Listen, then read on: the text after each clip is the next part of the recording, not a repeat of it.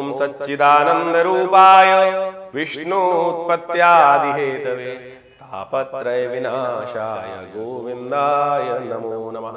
नमस्कार, स्वागत है आपका आचार्यवाणी में। मैं आचार्य विक्रमादित्य आपके साथ हूँ और आज का विषय जो है हमारा है कर्क राशि वालों के लिए ग्रहों का योगायोग क्या कुछ करने जा रहा है नवंबर के अंतिम भाग में। देखिए, समय का खेल बड़ा विचित्र होता है। हमें समय की चाल को पहचानते हुए अपने जीवन में कार्यों को करने का प्रयास करना चाहिए।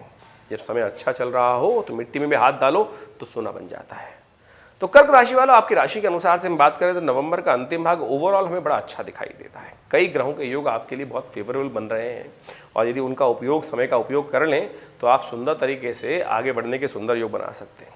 कई ग्रहों का योग ऐसा बनने दिखाई दे रहा है कि बृहस्पति का जो परिवर्तन हुआ है, जो विशेषतः राहु से के ग्रास से हट गए बृहस्पति और शुद्ध रूप से आपके दशम भाव में विराजमान हो गए हैं। उसके सामने शुक्र आ रहे हैं, वो भी अपनी राशि में आ रहे हैं।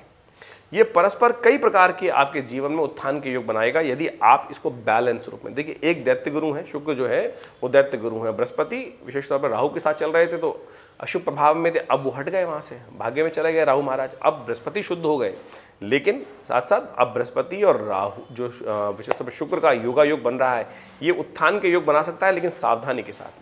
तो इसलिए चाल कुचाल को समझते हुए यदि आप कार्य कर पाएँ इन दिनों में तो कई प्रकार से आप सुंदर लाभ के योग बना सकते हैं। तो सही समझ लीजिए क्या कुछ ग्रहों का योगायोग होने के आपके जीवन में स्थान बन रहे हैं।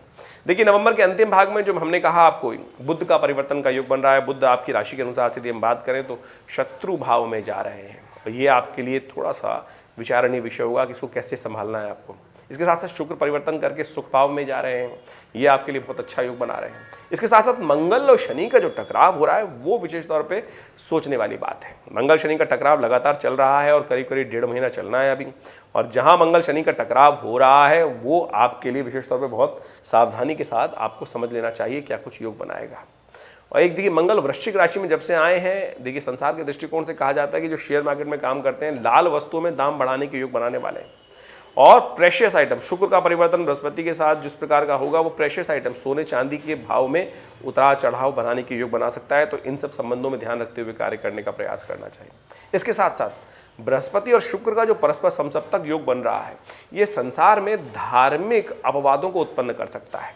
देखिए, इस वक्त यदि हम अरब क्षेत्र में बात करें, यूएई क्षेत्र में बात करें और इजराइल में बात करें तो धार्मिक लड़ाई तो चली रही है और ये और ज़्यादा विरोध उत्पन्न करती दिखाई दे रही है इन दिनों में। तो यहाँ पर और ज़्यादा समस्याएं उत्पन्न होने के योग बन सकते हैं। और इस वक्त देश में भी इलेक्शन चल रहे हैं और इलेक्शन के दृष्टिकोण से देखा जाए तो हमारी गणनाएं कहती हैं कि आने वाले समय में विशेष तौर पर सत्ता परिवर्तन के योग बनते दिखाई दे रहे हैं कई जगहों पर। वो आप देखेंगे आने वाले समय में क्या कुछ होने के योग हैं। अब समझ लीजिए सिलसिलेवार तरीके से आपकी राशि के अनुसार से कैसा रहेगा समय। सिलसिलेवार यदि दिनांक के हिसाब से बात करें तो 27 नवंबर को बड़ी सुंदर तिथि है। उस दिन देव दिवाली है, गुरु पर्व है, कार्तिक पूर्णिमा है और ये तिथि ऐसी है कि जो दिवाली जो हम मनाते हैं उससे भी कई गुना पुण्य उदय करने वाली है। जो दिवाली अमावस्या के दिन मनाई जाती है, कार्तिक अमावस्या, वो तो भगवान राम के घर पे आगमन के लिए मनाई जाती है, अयोध्या आगमन पे मनाई जाती है। लेकिन वास्तविक दिवाली जो है, देव दिवाली जो है, वो कार्तिक पूर्णिमा के दिन ही। आमतौर पर उस दिन लोग पूजन नहीं करते, गुरु पर्व भी पड़ता है उस दिन। तो उस दिन गंगा के घाटों पर, काशी के घाटों पर बड़े सुंदर तरीके से देव दिवाली मनाई जाती है। कालांतर में ये परंपरा लोप हो गई, लेकिन वास्तविक तौर पे समस्त देव भी इस दिन धरा पर आते हैं गंगा स्नान करने के लिए। कहा जाता है कि देवताओं का आशीर्वाद प्राप्त करने के लिए इस दिन तीर्थ में जाकर स्नान करना चाहिए, भगवती समस्त देवताओं का पूजन करना चाहिए, महालक्ष्मी का पूजन करना चाहिए। इससे भगवती कृपा प्राप्त करने के अद्भुत योग बनते हैं। तो इस दिवाली के पुण्य को कहीं ऐसे ही सोते सोते न जाने दें। आनंद भाव से महालक्ष्मी का पूजन कर कर, समस्त देवताओं का, विष्णु जी का पूजन कर कर इस देव दिवाली का लाभ आपको लेने का प्रयास करना चाहिए।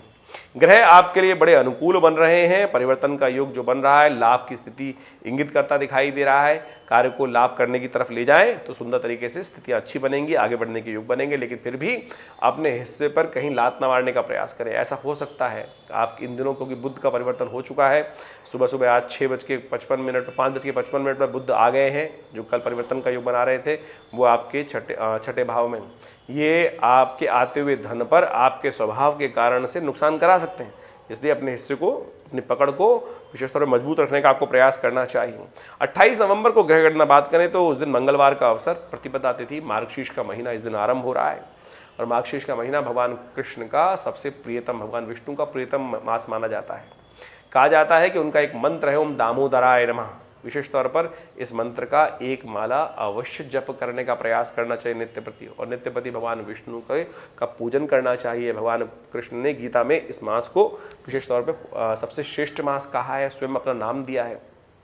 तो इस महीने को विशेष तौर पर ध्यान रखते हुए पूजन करने का प्रयास करना चाहिए। ग्रह आपके लिए अनुकूल बने हुए हैं, सुंदर तरीके से आगे बढ़ने के सुंदर अवसर आपको प्रदान करेंगे, लाभ की स्थिति बनेगी।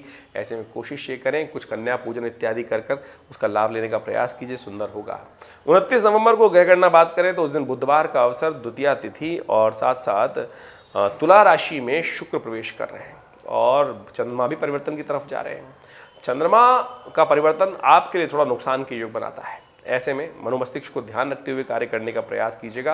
अननेसेसरी के जुर्माने न कहीं आपको परेशान करने लगे। हर चीज़ जो भी कार्य करें सोच समझकर कार्य करने का प्रयास करना चाहिए। गाड़ी भी सोच समझ चलाएं, जहाँ भी कर रहे हैं कहीं ना कहीं हाथ से कोई गलती ना हो जाए, दूसरों की गलती का खामियाजा आपको ना भुगतना पड़े, ऐसा योग 2 दिन के लिए बन रहा है, तो ध्यान रखते हुए कार्य करें। बृहस्पति का परिवर्तन जो हुआ है, बृहस्पति के सामने शुक्र आ गए हैं और ये परस्पर संसार में विरोध उत्पन्न कर सकते हैं। विभिन्न मान्यताओं के अनुसार से अलग अलग लोग अपनी अपनी बात, अपनी अपनी ढाक, अपनी अपनी ढपली लापने का प्रयास करेंगे। ऐसे में यदि आप बुद्धि को स्थिर रखते हुए सही चुनाव कर पाएँ तो आपके लिए उचित होगा। देवगुरु और विशेष तौर पर दैत्य गुरु दोनों आमने सामने आ गए हैं। ऐसे में विशेष तौर पर कई कष्ट होने के योग बन सकते हैं, तो बुद्धि को आपको सावधान रहना पड़ेगा। 2 आपके समझ विकल्प हर चीज़ में रहेंगे, आप ध्यान से चुनने का प्रयास करेंगे तो सुंदर योग बन पाएगा। सर्वार्थ सिद्ध योग सुबह से विद्यमान है, जो दोपहर के करीब 2 बजे तक रहेगा। इसका लाभ लेते हुए अपने आप कुछ आरंभ करना हो कार्य तो उसका लाभ ले सकते हैं। 30 नवंबर को ग्रह गणना विशेष तौर पर दिखा रही है, इस दिन तृतीया तिथि उदय तिथि है और चतुर्थी का व्रत किया जाएगा। इस दिन ग्रह गणना थोड़े से नुकसान की तरफ इशारा कर रही है। स्वास्थ्य का ध्यान रखते हुए कार्य करें, मौसम बदल रहा है, स्वास्थ्य का विशेष तौर पर ध्यान रखना चाहिए आपको, अन्यथा स्वास्थ्य में या कहीं ना कहीं जुर्म पैसे के संबंध में कुछ नुकसान होने के योग बनते दिखाई दे रहे हैं। भद्रा रहेगी करीब करीब 2:25 तक, तो नया कार्य आरंभ करने से बचना चाहिए इस समय में। उसके बाद सर्वार्थ सिद्ध योग बन जाएगा जो 3 बजे के बाद आरंभ होगा, तो नया कार्य आरंभ करने के लिए 3 बजे के बाद का समय बहुत अच्छा है, उसका लाभ लेते हुए कार्य करें। तो ये संपूर्ण गणनाएं जो हैं हमने आपके समक्ष उपस्थित करी, इनको समझकर अपने जीवन में समय का लाभ लेने का यदि हम प्रयास करें तो सुंदर तरीके से ज्योतिष का लाभ आपको मिलेगा अवश्य। धन्यवाद, नमस्कार।